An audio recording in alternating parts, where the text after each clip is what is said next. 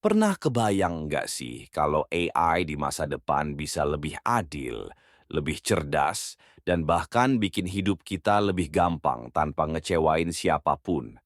Nah, ada satu pendekatan baru yang lagi rame dibahas, namanya paradigma min-max. Kedengarannya kayak istilah dari pelajaran matematika, kan? Tapi tunggu dulu, ini lebih dari sekadar hitung-hitungan.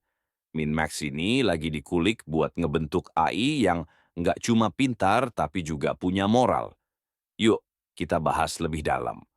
Bagian satu, apa itu paradigma min-max?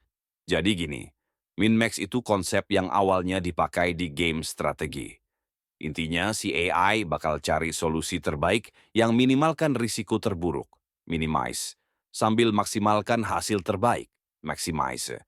Nah, di dunia pengembangan AI, paradigma ini mulai diadaptasi untuk nyiptain sistem yang lebih seimbang. Misalnya, gimana caranya bikin AI yang bisa bantu masyarakat tanpa ngeluarin risiko kayak bias data atau keputusan yang nggak adil.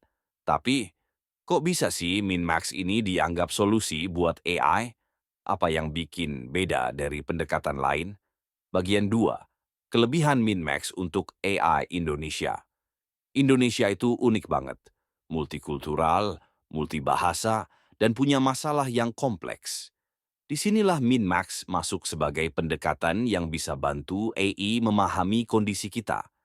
Bayangin AI yang bisa ngatur distribusi bantuan sosial secara efisien, tapi tetap adil ke semua orang, dari kota besar sampai pelosok desa. Atau AI di layanan kesehatan yang nggak cuma fokus pada efisiensi, tapi juga sisi manusiawi pasien.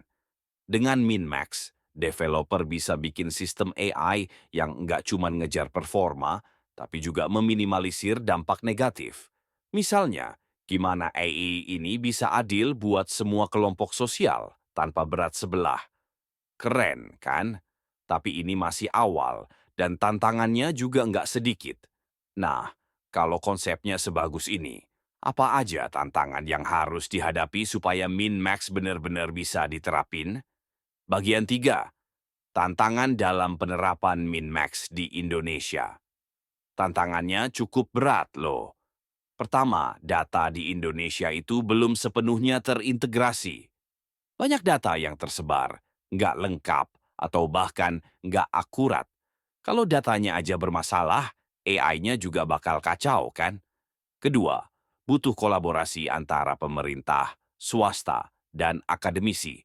Karena Minmax nggak bisa jalan cuma dari satu pihak aja. Yang menarik, Indonesia udah mulai melangkah. Beberapa startup teknologi dan lembaga pemerintah mulai ngeksplor pendekatan ini. Tapi kalau mau sukses, kita juga perlu dukungan regulasi yang jelas, terutama buat ngejaga transparansi dan etika AI. Jadi, apa langkah selanjutnya buat kita semua biar Min-Max ini nggak cuma jadi wacana? Bagian 4, masa depan Min-Max untuk Indonesia. Masa depan Min-Max di Indonesia tergantung banget sama kolaborasi semua pihak. Pemerintah harus bikin kebijakan yang mendukung. Startup teknologi harus berinovasi, dan kita sebagai masyarakat juga perlu melek teknologi. Bayangin kalau Min-Max ini sukses diterapkan. AI bisa bantu banyak sektor dari pendidikan, kesehatan, sampai pembangunan infrastruktur. Bukan cuma bikin hidup lebih gampang, tapi juga lebih adil. Jadi gimana menurut kamu? Paradigma Min-Max ini bisa nggak jadi solusi buat Indonesia? Tulis pendapat kamu di kolom komentar. Jangan lupa like video ini, subscribe, dan nyalain lonceng biar kamu nggak ketinggalan info seru tentang teknologi dan inovasi AI terbaru. Sampai jumpa di video berikutnya.